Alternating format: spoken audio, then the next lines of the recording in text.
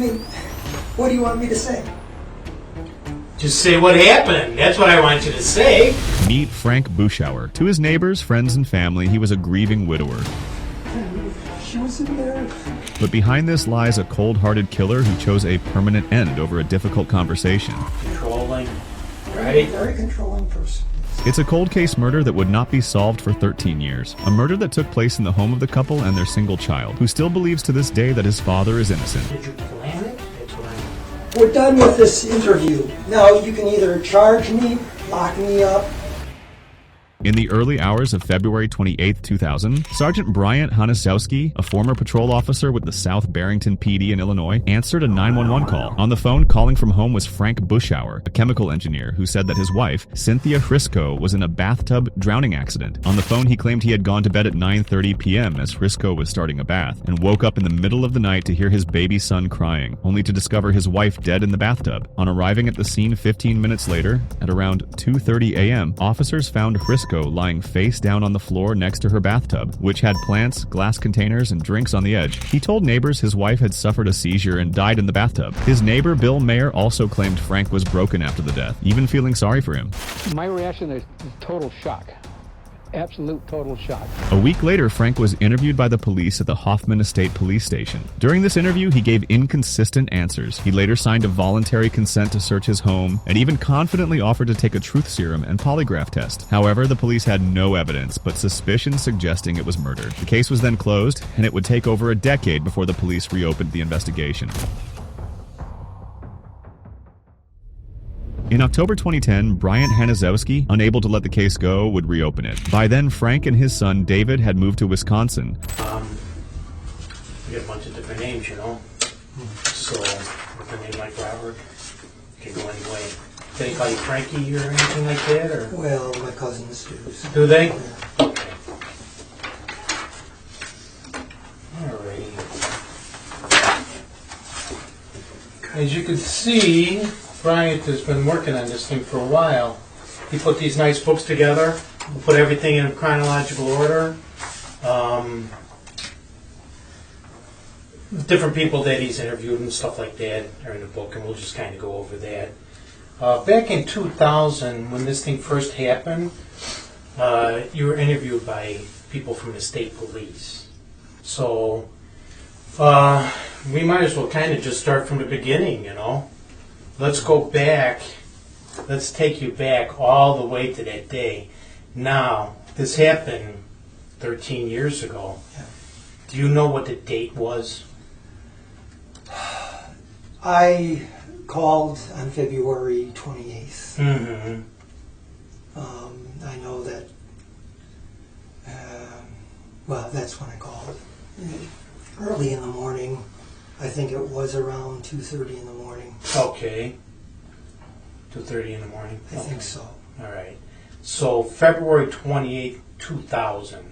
2000. Okay. That's when this happened? Right. Okay. All right. Worst day of my life. Yeah. I can imagine. Very traumatic, right? Mm-hmm. And at that point, how long were you guys married? We were married about 3 years and 3 months, right around that time. Okay. Yeah. I know I've talked to a couple people, but how did you initially meet Cynthia? We were in a dating service. It was called Heart to Heart, Okay. and we met that way. She actually was the one that initiated the contact with me. Okay.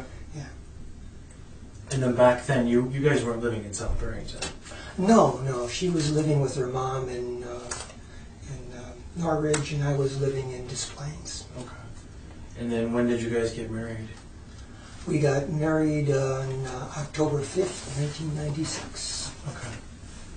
And then at some point, you made your way to South Barrington. Can you tell me about that? What happened? And like the decision to move out there and all that?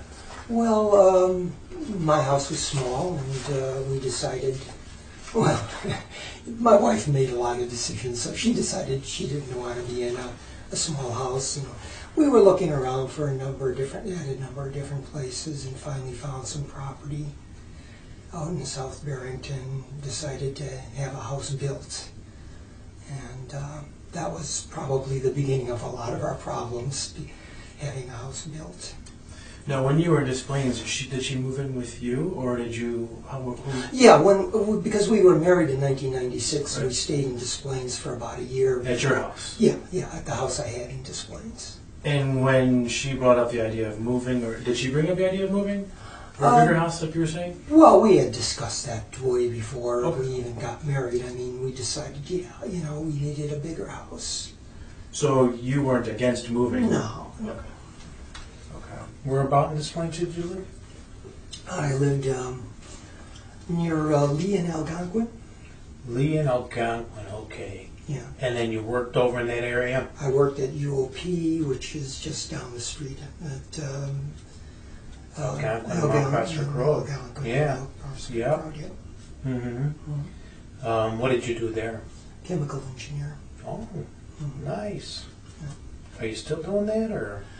No, I did it part-time after Cynthia died. They allowed me to work on contract part-time Mm-hmm. because I was trying to close her business and trying to raise a son, and later on my mother came down with dementia, Alzheimer's, so I had to try to take care of her. Mm-hmm. So life was not easy No, at that time, huh? at that time. Okay. And you mentioned earlier when you guys decided to build the house, that was kind of the beginning of the. Were you guys, when you were first married, everything was good, or Yeah. could you elaborate on that a little bit? Well, when you're building a house, first of all, we hired my cousin to build the house. What was that? My Yeah. cousin. Okay.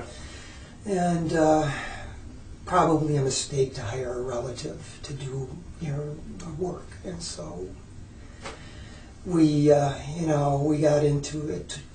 Cost a lot of money, overruns in cost, and it was my cousin. My wife was very disappointed in the progress being made at the house, and rightfully so. And so there would, family is important to me. My cousin is important. I still love him, respect him. Was she right about them not being competent? The people he hired, I trusted my cousin. The people he hired, I'm not sure did. Let me see. I think they may have pulled the wool over his eyes, and by doing so, had cost overruns on our house, and it caused a lot of conflict between Cynthia and myself. So, And when you mean cost overruns, how much are you talking about? well, I know there a little bit might be okay. How much are you talking about? well, we're talking about a house that cost us $800,000 to build. Okay, That was the final price? that was right around the final price. Okay. When I unloaded it before I moved out, I lost about $150,000. So, yeah, there were cost overrides. Because how can you build a house for a relative or cousin and say, you can get your money back out of the house?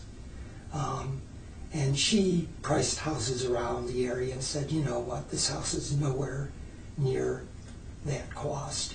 And she was right. I mean, and I admitted it to her. I said, yeah, I know you're right.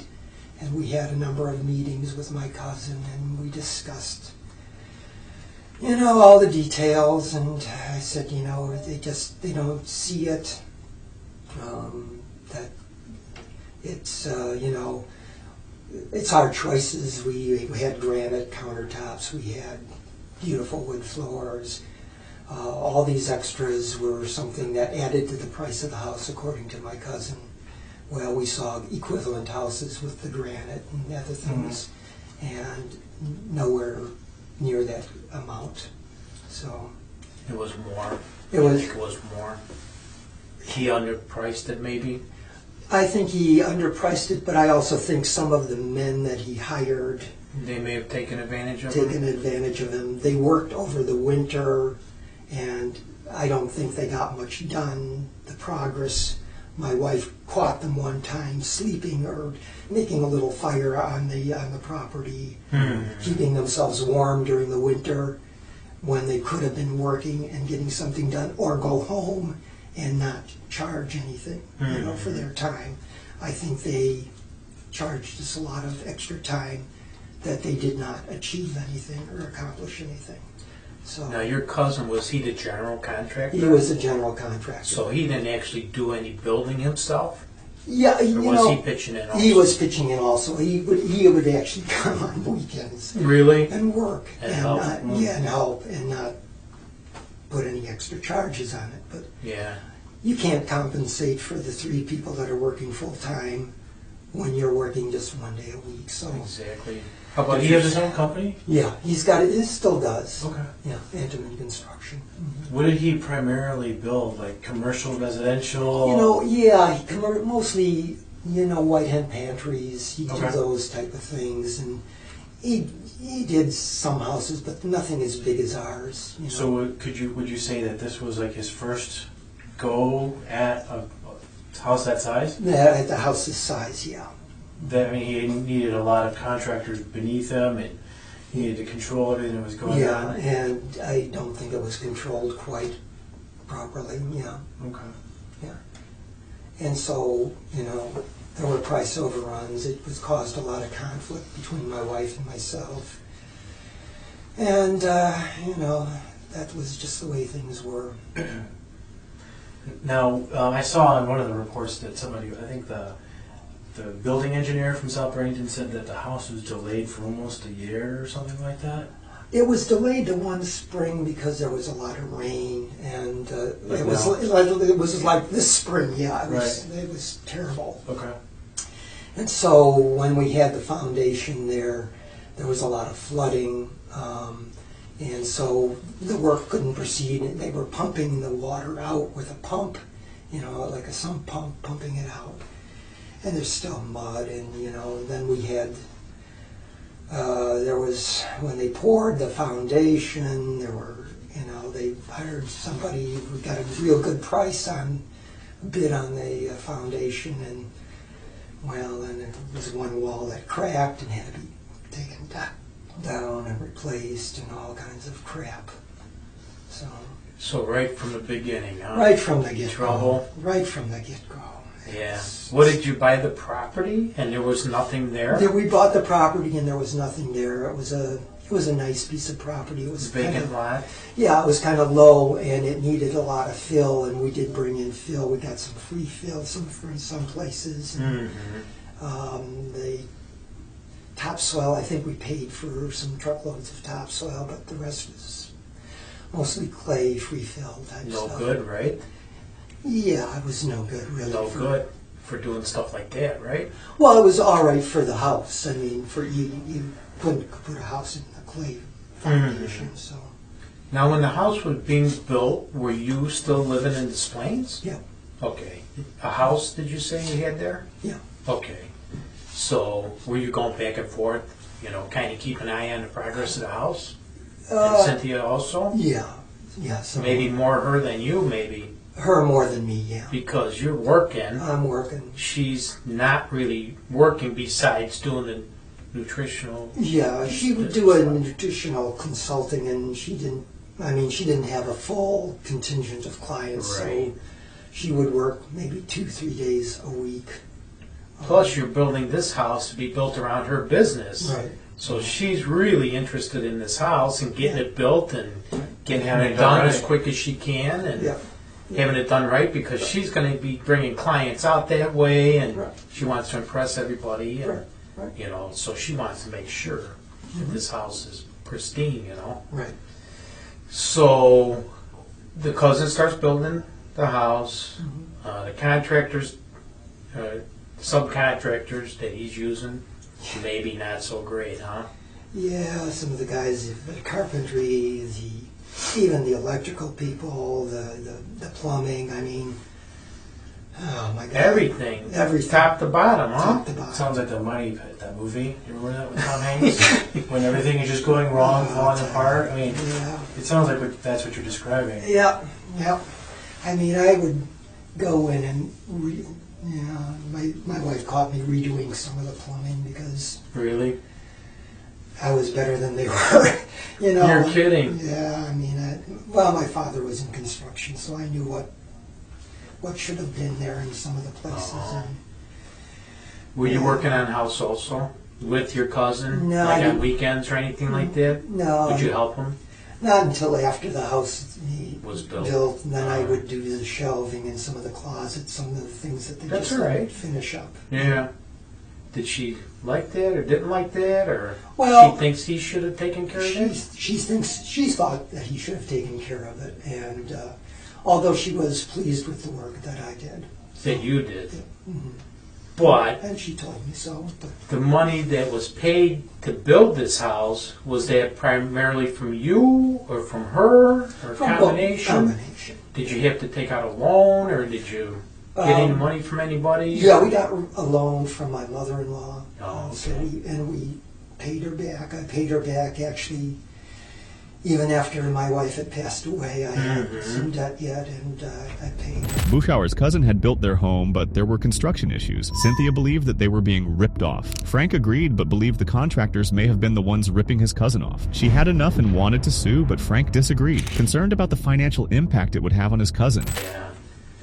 So, Mary, was he getting upset because Well, she's kind of upset? Oh yeah, I mean we had. Were they going back and forth? Oh yeah, and she wanted me to have a number of meetings with him, and we did have a number of meetings with him, and we had a mediator at one of these meetings from Willow Creek. Do you know his name at all? Oh, I forget the name because we did have somebody from Willow Creek. Was it Philip? Maximoto? Oh no, Phil was a lawyer. He was not involved in the mediation. Okay. We had somebody from Willow Creek. Actually, I probably have some tapes of his. He did this Peacemakers thing from Willow Creek. Did you guys go to church there? He Yeah. put out a video Yeah. or something, Yeah, right? he did. Yeah, I think Great I guy. remember reading that. Yeah, Yeah. great guy. Mm-hmm. Is that where you guys went to church when you were there? Yeah. Yeah, so we were going to have him as a mediator. And did we go through that meeting? I think we did. And we were also going to Dr. Watson as his marriage counselor because this was causing a lot of problems, you know. Man, it got that bad. Yeah. You know, the problem with that is, you know, your cousin, you're kind of getting stuck in the middle. Yep. She's yelling at you. You're trying to keep peace with him because you love him. It's your family. Yeah. And things are getting kind of crazy, huh? Pretty crazy. So it got to the point to where you guys you needed some counseling, Right. either through Willow Creek, and then you had this guy in Hoffman Estates. Yeah, kinda and this. helping you guys. Yeah, I think he was recommended from Willow Creek. Dr. Watson was. Yeah. And, you know, at first I didn't want to go, but after going to him, and I think it was the right choice for both of us. Yeah. They had you guys writing letters to each other or something like that? Yeah. What was the deal on that? Well, you know, with Cynthia, everything I said, I felt like I needed a lawyer when I talked to my own wife. Mm-hmm. Because, well, you would say this, you know, and then she'd keep track. And I said, you know what? Let's just write down, you know, what we said and why we said it. Mm-hmm. And Dr. Watson was certainly in favor of me doing that. And so, actually, we were, the week that she died, we were scheduled to go in and talk to Dr. Watson that week. Mm-hmm. And I had my thing written out and was ready to respond to her questioning, and she had given me a list of questions and comments, and I responded in writing to them. So that I could think about it rather than trying to respond out of emotion. Right. At the moment, I could think about what her questions were, respond to them in a calm and thoughtful manner rather than responding as a defense mechanism. So these letters were written, I think Brian's got a copy of these letters. We'll Okay. take a look at those. Yeah.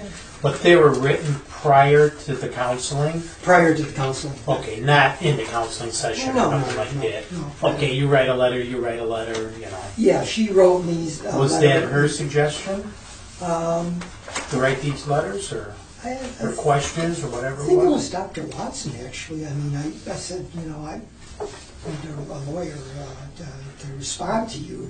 Did he feel that was going to be for you guys? Or? Yeah, he thought he was in favor of it, and I was actually looking forward to go into the meeting because I had all my responses written out and was ready to answer, her thoughts and her concerns. Did this happen more than once with these letters, or was No, that, just- this was first time? First time, yeah. Anything like that? And it was Dr. Watson's suggestion that you do it, or did you suggest it? Uh, Or how'd that? Well, I think out of our previous, I think we had met with him at least a couple of times prior to the letter writing, Right. and so I think it came out of his. I don't recall all the details, Sure. but I think it was from him that we got. I told him that I needed a lawyer in order Yeah. to talk to my own wife. Right. And Well, reading these letters, and we'll show these to you. Yeah, I'll show you these real She's quick. very specific on stuff and stuff like that. I mean, you could tell. She's very she's a very detailed person. Oh yeah, no doubt about it. And very competent in her field. You take a look at this one, just see if that's one right here, this one. Suppose a lifelong friend who made legal written commitment to your mother, however, due to poor management, his business made your mother incur $100,000 to $200,000 loss, which caused her to sell her house, go into public housing, and not be able to afford necessary medical treatment to decrease her severe pain and discomfort. Of course, your friend thought he deserved to take $30,000 to $50,000 interest in mind. What would you think about the business ethics of this lifelong friend? Whose best interest does he really have in mind? How do you think this friend values your relationship and commitment? Do you remember reading that at that time? Does that look familiar? Is this to the you? one? This is one of the letters that was written between you guys, right? I think so. I think that's the one. Okay. Is this a letter from her? Because me reading this, I don't really understand it. It's her in a second person or a third person, whatever. Yeah, she would always put it into a second person rather Okay. than specifically. Right. Like your This is- name, Frank, this is directed Yeah. it's directed toward you, but not, it's in the It- second person. I've got a couple of them here, but in this packet that I'm showing you, I'm just going to write down letter 1 on it, Yeah. and just we can show you the rest of them. So we think this one, the one that he just marked, what did you put on there? letter 1. Letter 1. Okay, this is Cynthia's? Yeah. Is that the one she wrote? I'm sure she wrote. And then that. you'll Sounds know. like it. You'll know which ones you wrote back in response. So, okay, why don't you take a look at that one? Okay. Well. Just so we can understand who's writing what in this. Yeah.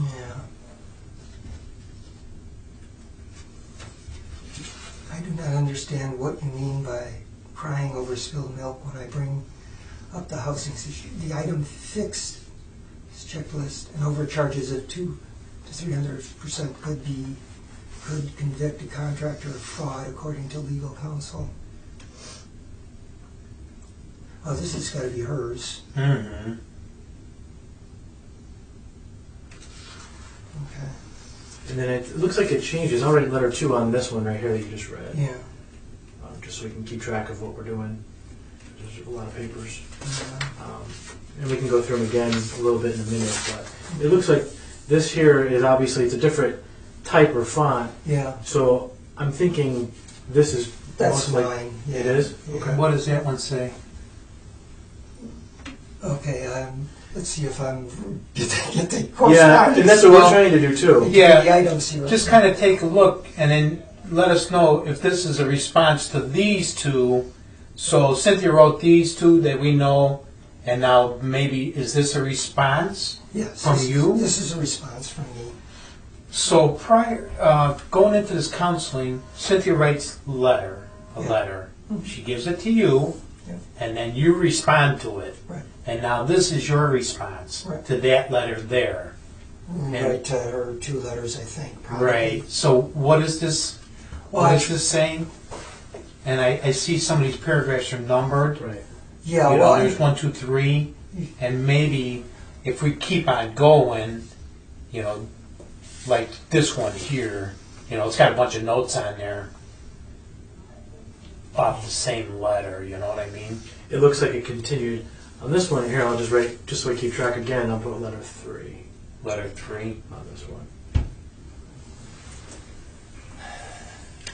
It looks like these were actually, what ended up happening is these were actually pulled off of the computer because they signed a consent back then. Mhm. So they got this and we were just trying to figure out what was going on. or I may have furnished it. I don't know. What's that? I may have even furnished it. But I mean, Hmm. you're saying that this is, you're writing correct. That is mine. The police found the letters the two had written to each other during marriage counseling. They were fighting constantly over their new house, and those letters proved just how much Frank resented her. So reading these letters, she's referring to you as a second person, Yeah, right? yeah. And then you're responding back to her with your letter. Yeah. Now, reading these letters myself, there's a lot of conflict, you know, Sure. in these letters. Absolutely. I mean, some of them, these letters are pretty heated, you know, between the two of you guys.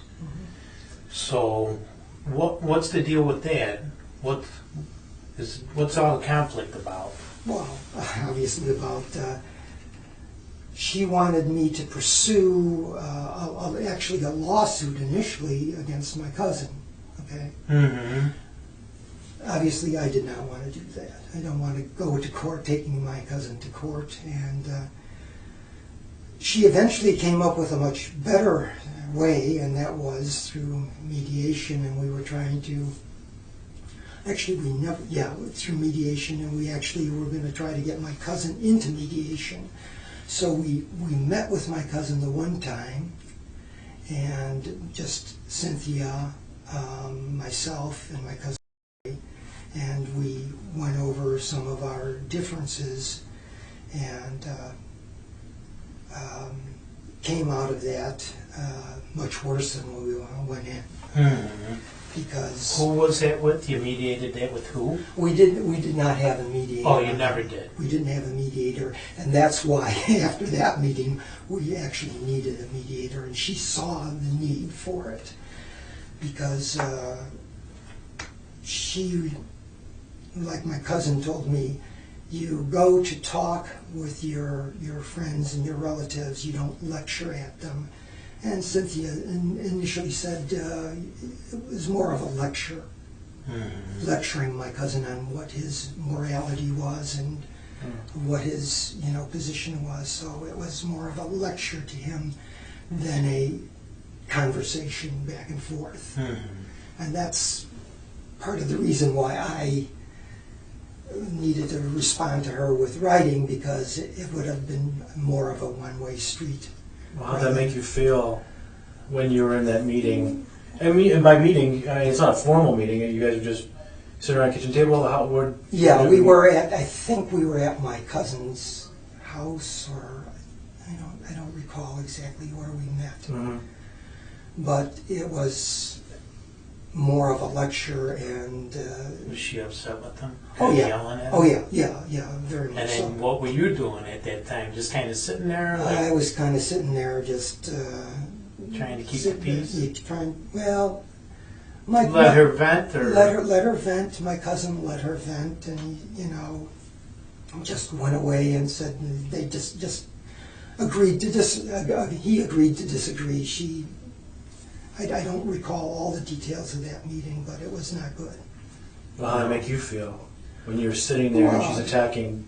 It sounds like attacking. Oh yeah, attacking. Yeah, it's an attack. How did that make you feel yourself? Well, obviously it didn't make me feel very good. I mean, I certainly resented it. I mean, the fact that she would do something like that. I mean, you discuss, you agree to disagree if there's something there, and then you don't accuse somebody of being immoral or I don't know what exactly the words she used. Mm-hmm. But was there any discussion at any point, or did it go right into being totally upset? Was this a progression, or was it? well, I mean, right away she was after him compensating us for the wrong that she perceived, and there was no proof of how much do you compensate for, and I think she was asking for $50,000 and Back? yeah, back. She wanted money back from She him? wanted money back, and she And wanted. he'd already spent it, right? Yeah, he had already spent it, and they were telling me that they were in debt over this house, and that they Your cousin? Yeah, and they needed more money, and she was telling them she wanted more money, and so it was. Was this in the beginning of the build, or No, after? No, after. Completely after the house is built now? Well, the Or house was there- It was the structure's there. The landscaping's not done. There's no driveway. It's Right. it's And still. now he's out of money. Now You he's- guys are out of money. Yep. And now what do you do? Right.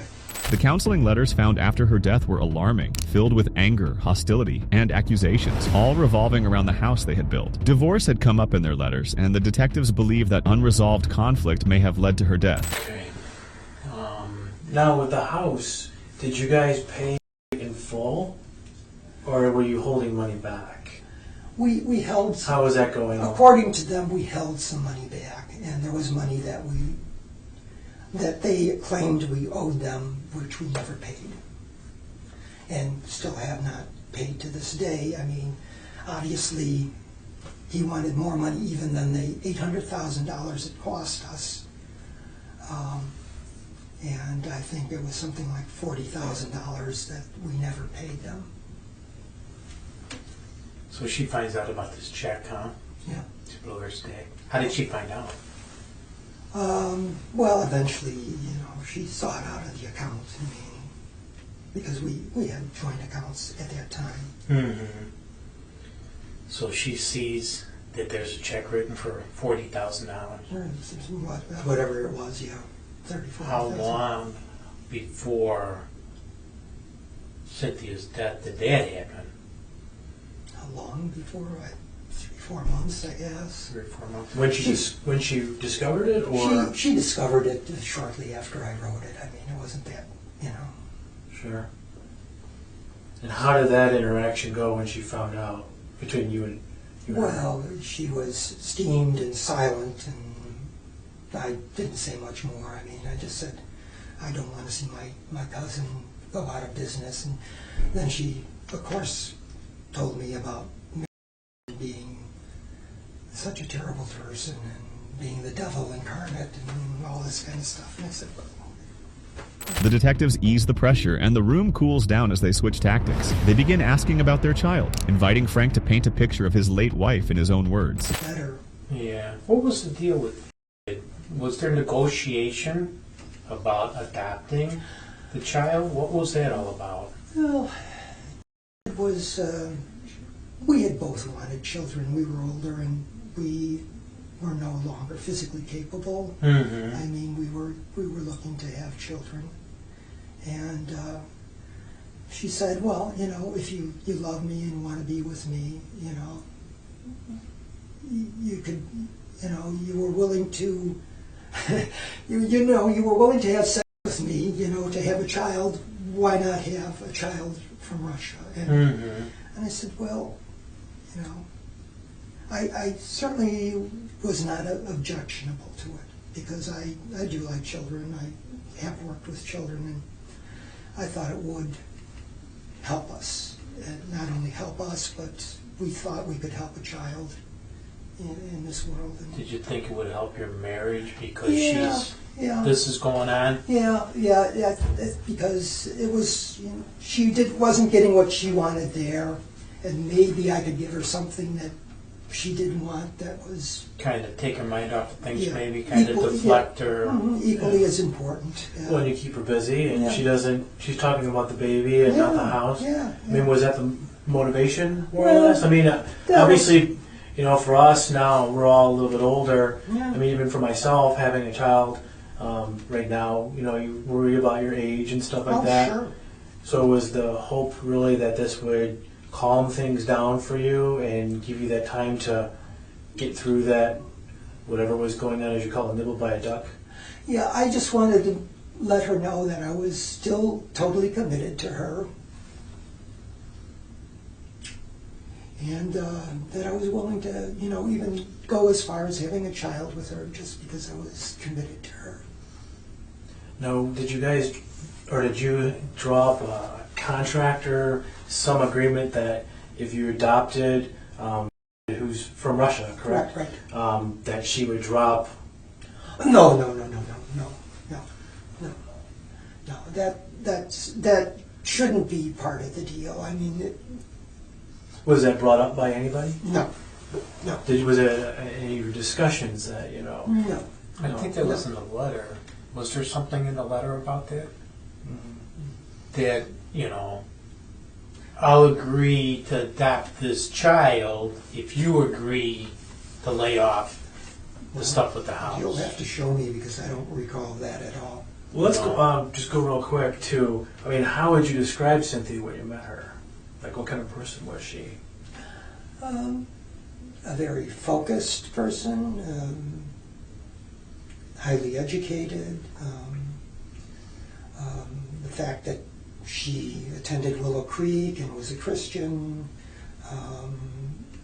attracted me to her. I mean, I would say she was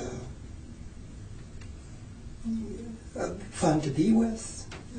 When we went on vacation, she was fun to do things with, you know. So. And then when you got married, did it change at any point? Because you know how relationships can change once you kind of make that commitment to each other. Did she expect something from you? How did things go from there? Yeah, I mean, I think rather than being focused on the marriage, she was more focused on this office, on the house, much more focused on her wants and needs than our wants and needs. Mm-hmm. So that's how I felt about the situation. Rather controlling, because when I wanted to watch a football game or do something, you know, related to some fun activities, it was, well, I'll let you, you know, watch that football game or something. Was that that? Yeah. I mean, I shouldn't have to ask for permission Right, to watch a exactly. football game if I want to watch a football game. You know. How about like going out with the boys or going to any kind of church Well, I groups was so or busy. anything like that? I was so busy at work. I mean, when you work for UOP, it's sometimes you have to take a trip on a dime or you know, just Did you do that often?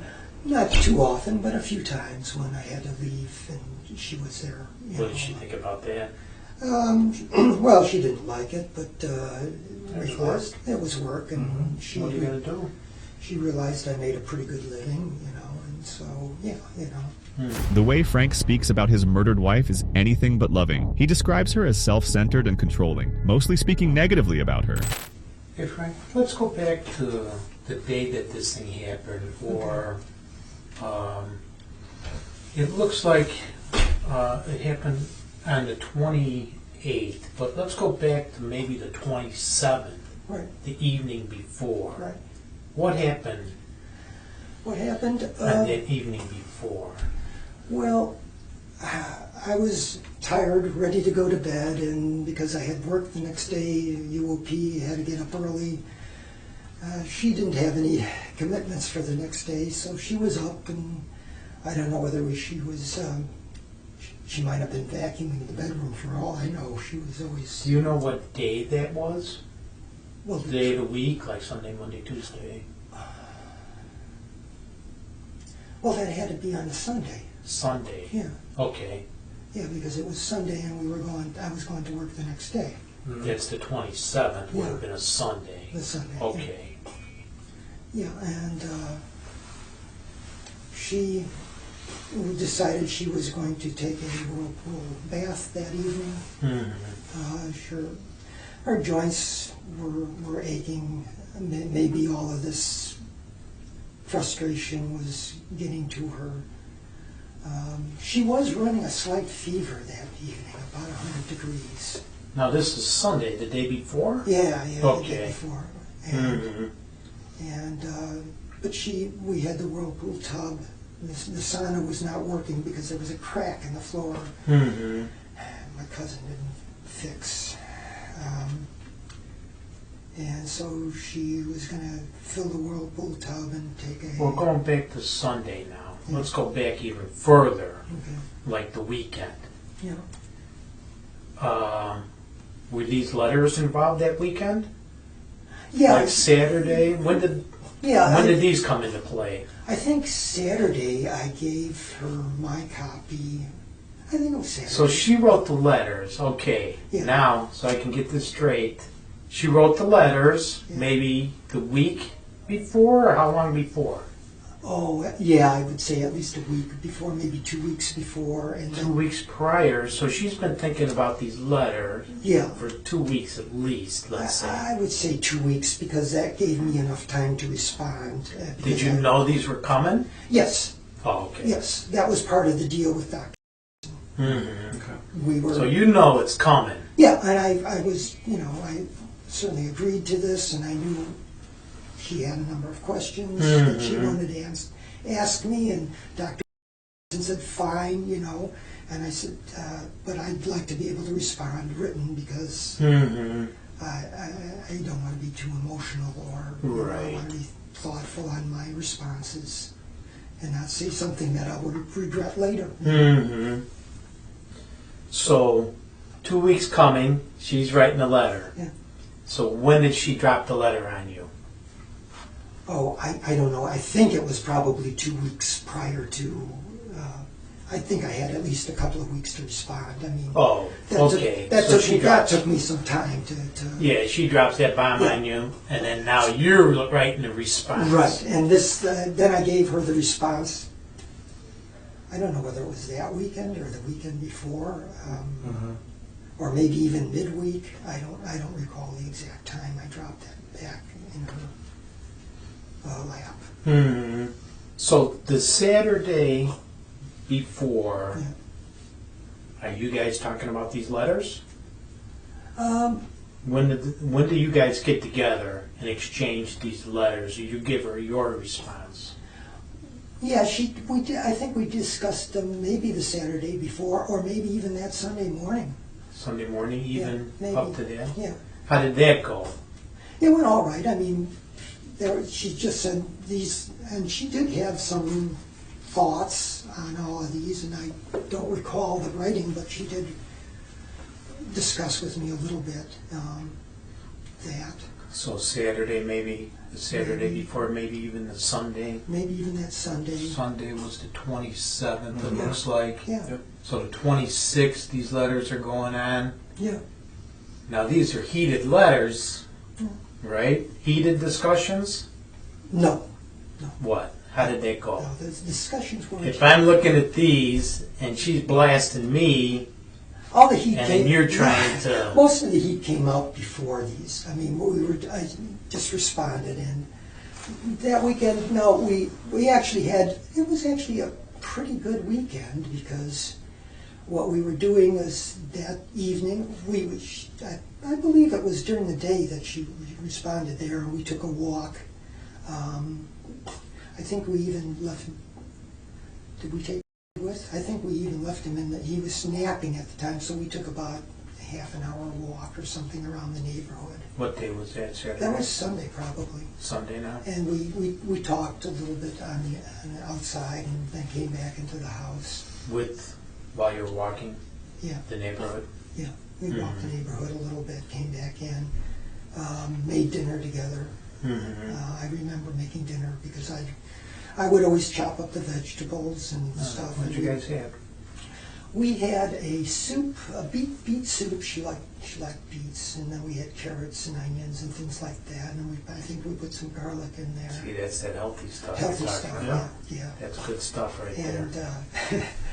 well, what was funny is when we gave it up, we gave him some, and he took a little bit in, and it was a little on the spicy side for a child that age.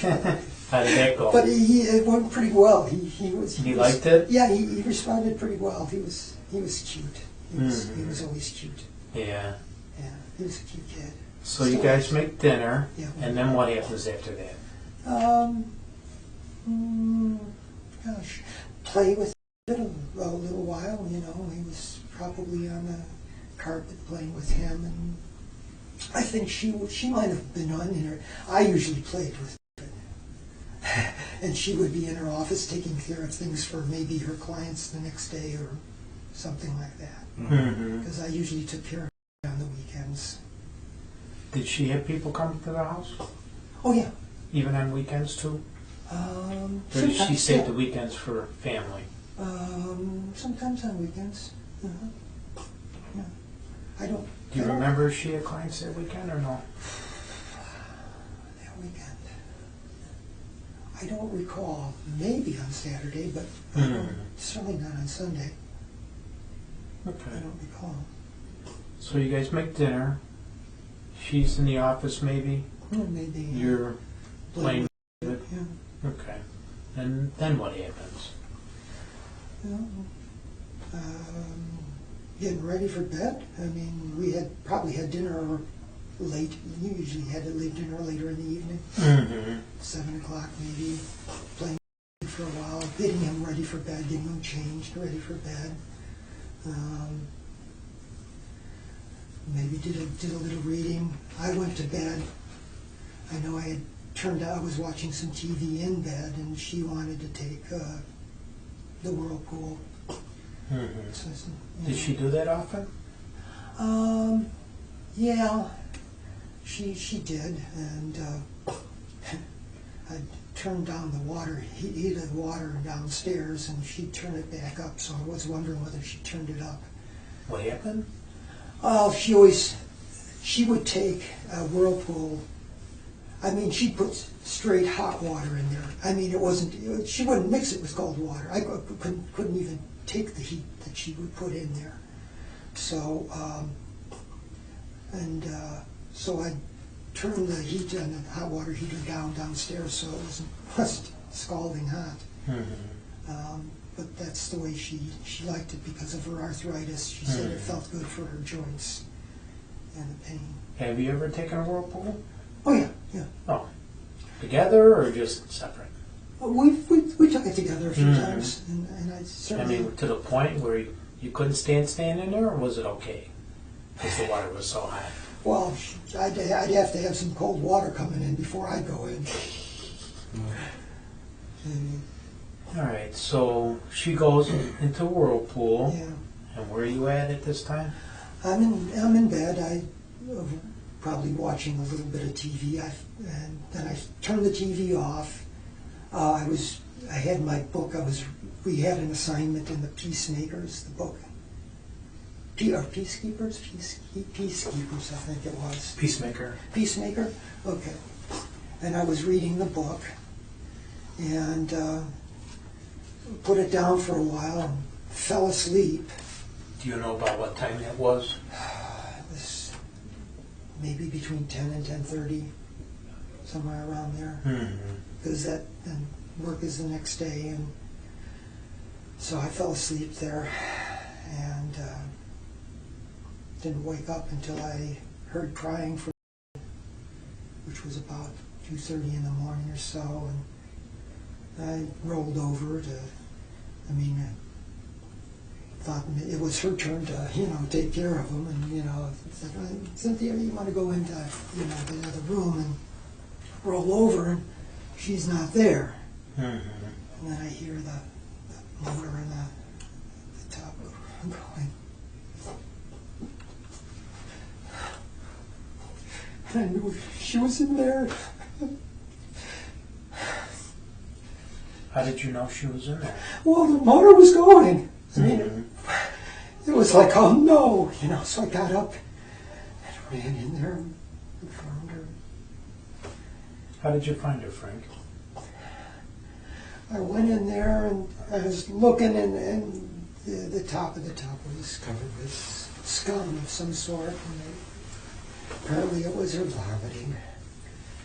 And I looked for her, the water was still running in the tub, and I didn't see her. And then I reached down, was looking, and I think it was at the opposite end, and I reached down and picked her up and saw her face.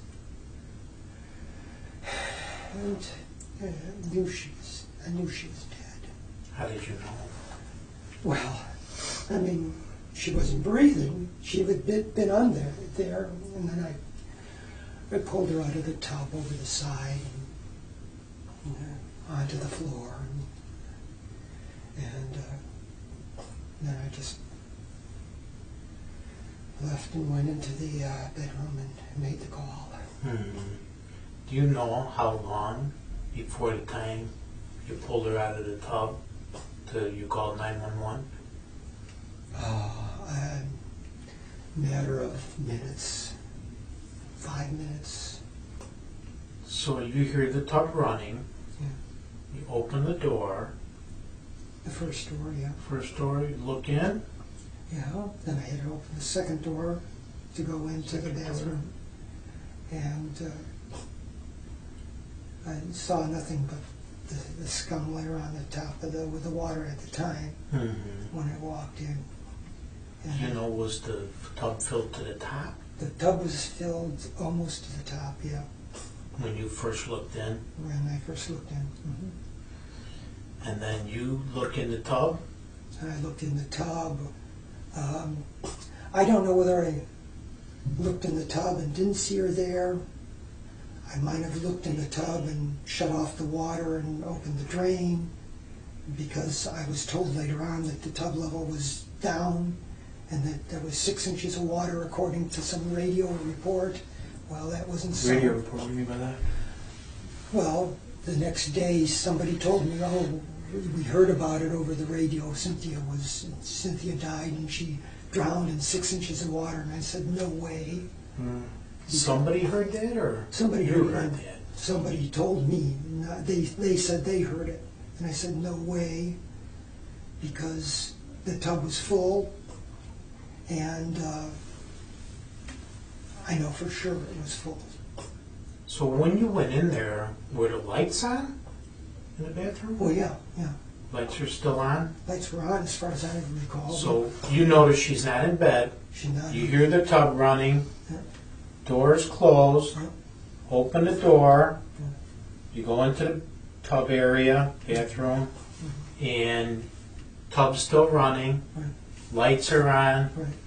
You look in the tub. I You see her? I didn't see her initially when I went in, no. No. Yeah. And then you go to the tub. What happened then?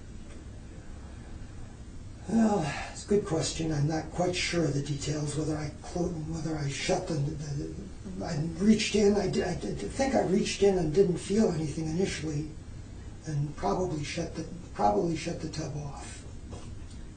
tub off. Yeah. When you shut the tub off, then what happened?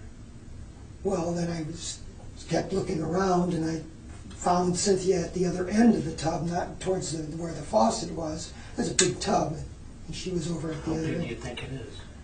Oh, I'd say it's about half this room over here, a corner half here, Mhm. big whirlpool tub. I mean, to the point, if she's under the water, can you see her or not see her?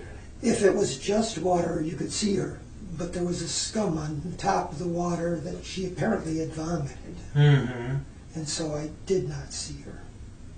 So then you reach into the tub, I reached into the tub, feel her, you know, you felt that she was in the tub? yeah.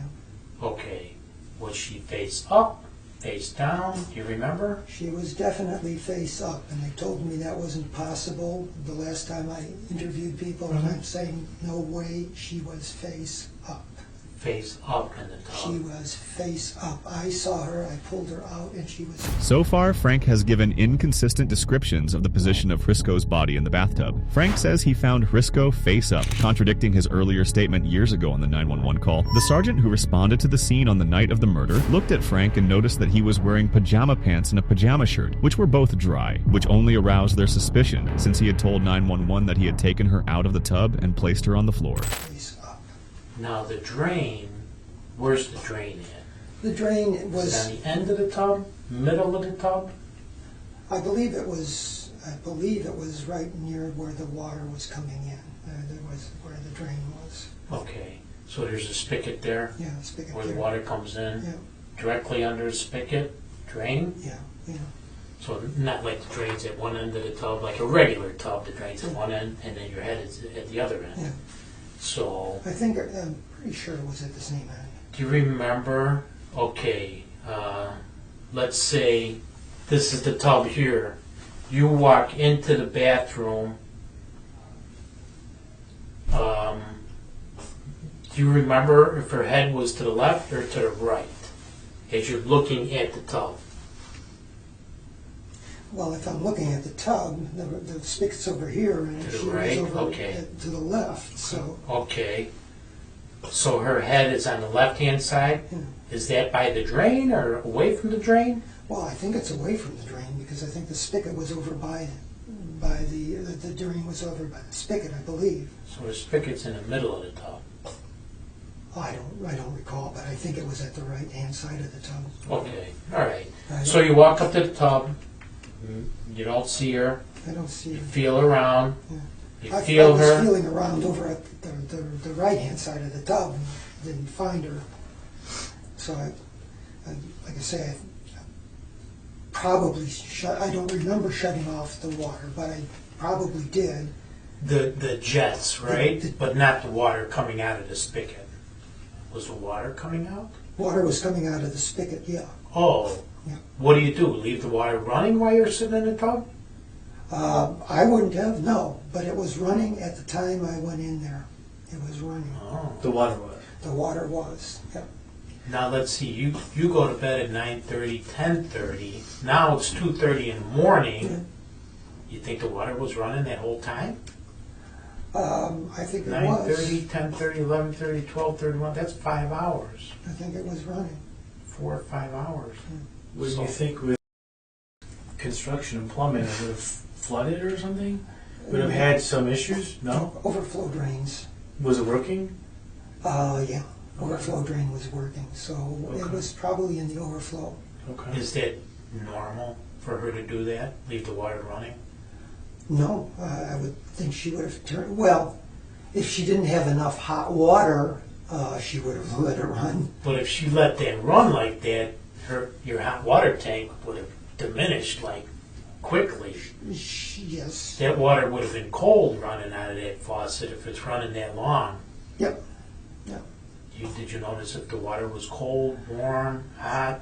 I thought it was,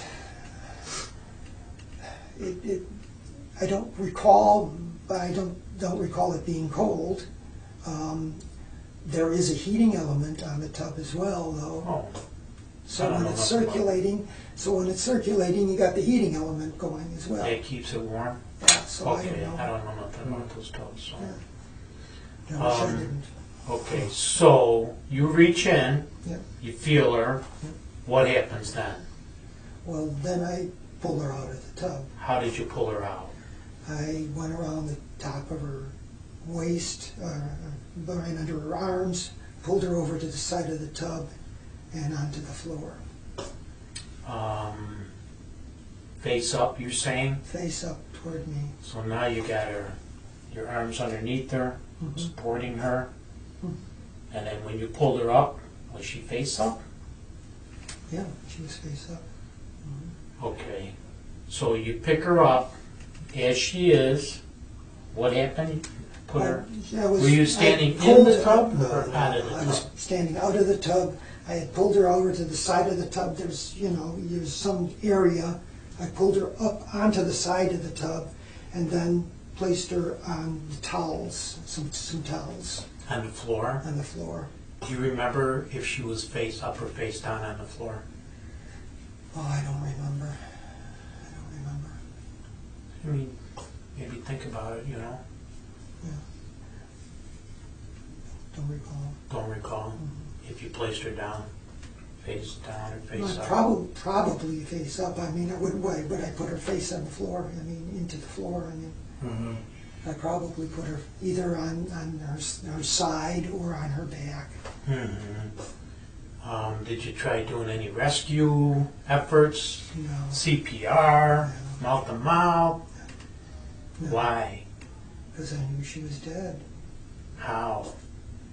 I mean, When you leave the bedroom and you know this has been going since when she went in at 10 or 10 whatever it was to 3:30 in the morning, and you hear this thing running. I mean, Did she have any signs of death other than maybe no pulse that you saw or noticed? signs of death. I don't know what would be a sign of Rigor death. mortis, lividity, No, anything like that? no, I didn't notice anything like that. Okay. Just so I can... The police find it suspicious that there was no flooding in the bathroom after his claim that the water had been running for hours. understand too, could you just, if you don't mind, stand up and just show me how you actually got her out, just so I don't mistake it. Okay. Yeah. Okay. Well. So like, say this is the tub right here. Okay. If this is the tub right here, I was down like this, bent over. Is this the actual like outside here, and there's a step you're saying? There's a step there. Okay, so you go here, and then what did you do? I pick her up. I pull her over to the side, helping with her with the tub, supporting her on the side because there's a side here, putting her down on the floor over here. Was she directly in the front of the tub, or? She was probably towards the back on the side there. Okay. And then when you were pulling her out, did you knock anything down? Because from looking at the pictures, there was a lot of stuff around the side, some glass jars, and looked like a coffee type deal. She had a dispenser there. Right. Yeah. If you're going in that way, just looking at the picture, I'm just wondering, did you knock anything over No, in a rush to, you just discovered her? No. And there's nothing? nothing. Okay. So did you pick her just up? I picked her up pretty much. I mean, she has the buoyancy of the water of a full tub, okay? Mm-hmm. She's under 100 pounds, so picking her up, not a real big deal. Right. So I picked her up, put her on the side. Did you kind of have to drag her? A little bit, not much. Did she get injured at all when you pulled her out? Not that I'm aware of, Nothing. no. Did you see any bleeding anywhere? No, I did not. A little bit from the mouth when I first got her out. Okay. And so there was a little bit from her mouth that went onto the towel. Did you get wet when you pulled her out? Not much, no. What were you wearing at the time? Probably a t-shirt and PJs, Mm-hmm. Whether they were blue or green, I'm not quite certain. I was cross-examined on that and told I was lying because I think I said either green or blue, and it was We're not worried about the Uh, colors. Yeah. Yeah. crap. It I doesn't said make any I don't know. Did you change prior to the police getting there? No, No. So whatever you had on Whatever when I the police had got on there was is on. what you were wearing that day right, when you went to bed. right. Okay. you didn't get wet by pulling her out of the tub? If I did, it was very minimal. On entering the bathroom where Hrisco was found, the police found that the clothes Frank Buschauer had on were completely dry after his claim that he had to go in the bathtub to pull out his wife, which he couldn't have done without getting wet. They also found that items around the bathtub were unmoved, which again was suspicious, as he would have likely knocked them over. When questioned about not having wet clothing, Buschauer claims he had changed his wet clothes to dry ones before the police arrived. Okay. How about her? She had to be wet when you pulled her out of the tub? Oh, yeah, yeah. Was the floor wet? Not that I'm aware of, no. And it wasn't overflowing, No, it wasn't overflowing. like there was water spilled on the floor or anything No. like that? No. From the tub, No, the water being on? no. Okay, and then you pulled her out, put her on the floor. You say there's towels on the floor? Yeah, there were towels probably next to the tub. I probably just pulled one down from the rack or whatever, put her on some towels. Okay. Looking at the picture, it looked like she was covered. There was a sweater or something on her, something red. Then somebody else put it on because I didn't put it on. You don't remember No. putting a towel over her or anything like that? Okay, Frank, let's see what we got here. There's some, this picture kind of depicts what they did. They rolled her over onto her back. She's still laying on the floor. And looks like there was a little blood and maybe some foam coming out of her mouth and nose. But looking at this picture, it looks like there's some injuries on her knuckles. You say that you may have seen something like this before? I saw that, yeah. Back then? I Okay. And do we know how that happened? have no idea. Prior to her taking this whirlpool bath, was there any injuries on her No. prior to that? No. You guys didn't get in any kind of scuffle or anything like that prior to her taking the whirlpool? No. That one's Cynthia A. This one's Cynthia B. And again, it just shows those knuckles right there.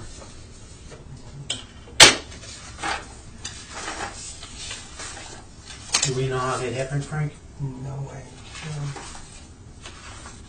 Looks like there's a little scratch on her there, on her torso, under her left. You can't see it as well in this photo. This is Cynthia C, but she had cuts here on her bridge of her nose and then down here by her mouth, along with a scrape on her chest. So it just appears that there's a numerous amounts of injuries to her, you know, from what we're seeing. She had something in her And leg. then down here on her leg as well. You can see that line right there below her pelvis. Do we have a picture of her knee, Brian? Yeah, we do. Go back. There's a pretty good cut on her knee as well. I'll show you that one. Do you remember her having any of these injuries prior to going into the tub? Do we know how these injuries happened? Here's Cynthia D.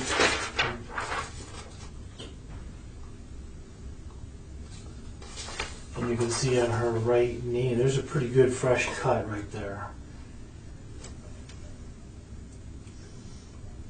Did she have that? Like Bob was asking you the other ones, did she have that before? No. Do you know how she would have gotten that? No idea. A toxicology report showed Hrisco was in good health when she died. The police found marks on Hrisco's body during the autopsy. The medical examiner found fresh scrapes on her knee and on her knuckles. They also found abrasions and scrapes on her nose and a deep hemorrhage in her neck. John said he has no idea how these injuries got there. No idea. Okay. Looking at these pictures and stuff like that, there was an autopsy done on her. Okay. And the pathologist at the time took pictures also. And he found that these pictures were suspicious also. So that's why at that time there was the ruling that was made at that time warranted further investigation. So we've had experts look at these pictures, and we've actually met with experts that we've been working with too. And what's happening now, this case has been ruled a homicide. It's not accidental, So there was injuries on her neck too, where there was a big hemorrhage on her neck, to where it looked like somebody had her by her neck and pushed her under the water. So, and we're believing at this point that maybe, that you may have had something to do with her getting pushed under the water and drowning. So that's where we're at this point.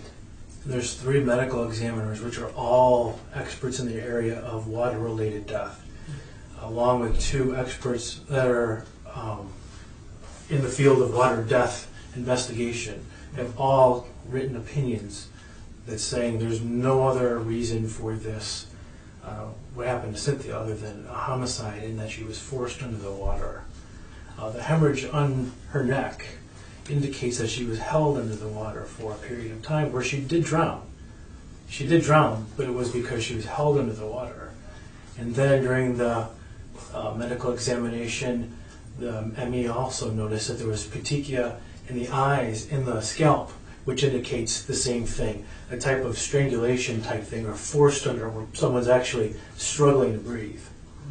So we've, in the last 3 years, had 5 experts extensively. We've reconstructed the crime, and they all concluded and wrote opinions that led to the change of this to a homicide. The autopsy concluded Hrisco's cause of death was drowning, with the manner of death being undetermined, and the only thing left was to rule this out as a homicide. With the permission of the new homeowner of the house where Frank and Hrisco lived, the police used the bathtub to do a reconstruction of Hrisco's death, this time with the help of water death experts. They first concluded Frank couldn't have removed Hrisco's body from the bathtub without wetting himself or knocking things over. The water death experts ran the scenario multiple times, and the Frank model got wet every single time. Officials also simulated Frank holding Hrisco underwater, purposely drowning her, and what they found was that she developed injuries in the same spots Hrisco had injuries, on her knee, her knuckles, and on her nose, from being pressed against the tub wall. People that we've talked to, they all believe that you had something to do with this. And I've got from reports back then that this wasn't the only time that Cynthia was threatened. There was some physical, were you getting really fed up, and this, you gotta stop this, you just gotta stop this, or I'm just gonna leave you, I'm gonna divorce you, or I'm gonna kill you. One of those things left your lips. And like you said before, the marriage was a mistake. But we need to come to closure on this, because everybody, and you're a man of science or engineering, you could see by what we're telling you, it makes sense. It's not illogical for what we're telling you. I mean, no person that drowns has 17 wounds on their body, including a hemorrhage in their neck. You don't just get that by falling asleep in a tub. The police interviewed Hrisco's friend, Deborah Cram, who said the couple had been arguing for the past 2 years about issues involving their home. On one occasion, he grabbed her around her neck, threatened her, and said they should have never married. 4 years before her death, Hrisco told Cram that she was afraid of her husband. Because she told her friends that on a number of occasions, you took your hands around her neck and said, if you don't drop this, I'm going to kill you. No, And it's not just one person telling us that. I did it once. It was only once, Okay. but I did do it once. Can you explain that for me? We had a meeting with and it was in the kitchen of the new house. It was before it was complete, and there was something with the countertop that didn't put in the proper doors or whatever it was. And she got so upset with him, she wanted the whole thing redone, and she made a big scene out of it. And I was very angry with her afterwards, and I think I put my hands maybe on her neck, maybe on her shoulders, and shook her and said, you know, I could kill you. And I did say that, and I regret it, and I always did, and I told her that. But yes, there was one time. It is important to note that in his first interview, a week after his wife's death, Frank made a statement that he may have killed Risco, but did not remember doing so. But due to the absence of a right to a formal arrest, along with other conditions like the length and coercive nature of the interview, the statement, along with evidence, were suppressed. The detectives are now done playing a safe game and will proceed to press Frank to get a confession out of him, directly accusing him of the murder. He will stand on his statement, claiming not to remember even if anything had happened. So, you're just one of those people that was put in a situation here, and did you mean to do this? Was this an intentional act? You know, did you plan it? That's what I want to know. Did you plan this for a month? You see these letters? Say, hey, as soon as she gets into that tub, I'm putting her under, you know? Did you plan this out? No way. Right. I don't believe that either. Unless you fooled me and say, oh yeah, I plan to do this, Bob, you know. I meant to do this for about 2 years now. And I finally had the opportunity. I mean, do you want it to be like that? Or do you want it to be a spur of the moment thing? Pushed her under the water, you didn't mean to do it. I mean, whatever your story is. And you told someone the next day that you did it in a fit of rage.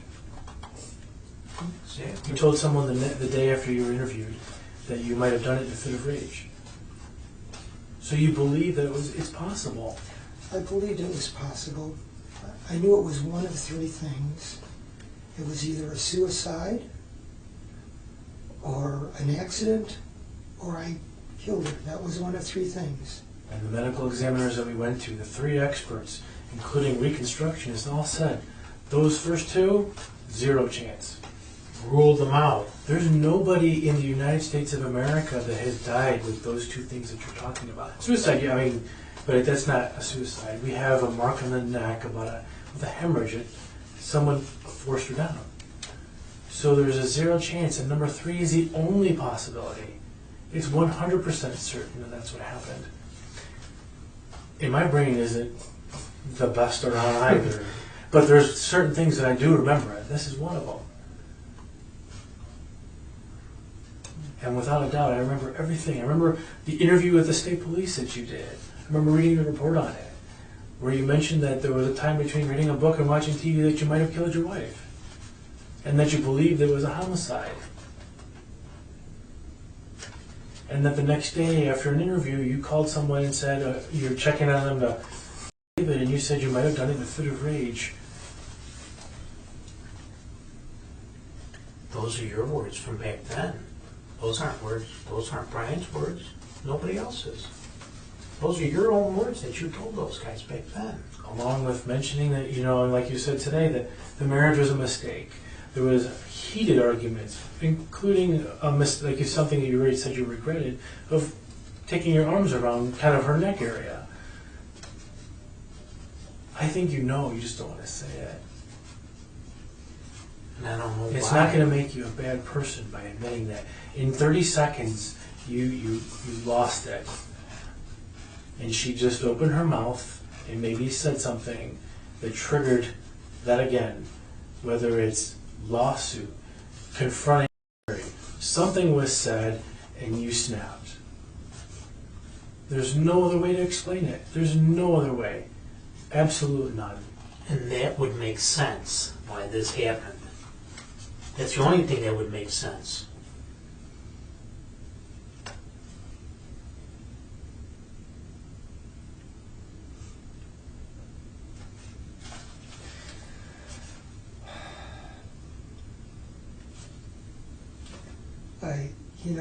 I was questioned for 14 hours a week after this occurred. on a Monday. And at that time, I could not recall doing anything, like putting my hands around her throat or touching her in any way. I still can't recall anything. The weight of the accusations finally becomes too heavy for Frank to carry. He then snaps, shutting down the conversation entirely and refusing to speak without a lawyer present. I mean, what do you want me to say? Just say what happened. That's what I want you to say. Nothing to my knowledge. Frank, come on. It's not nothing. Okay. Cynthia died. Frank, You come know on. what? We're over. We're done. What? What do you mean? We're done with this interview. Now you can either charge me, lock me up. I want a lawyer in the room with me from this point on. Okay. I mean, All right. No, we're done. It's okay. You can stay here, Frank. Yeah. All right. Do you want anything else over here? no. No. Okay.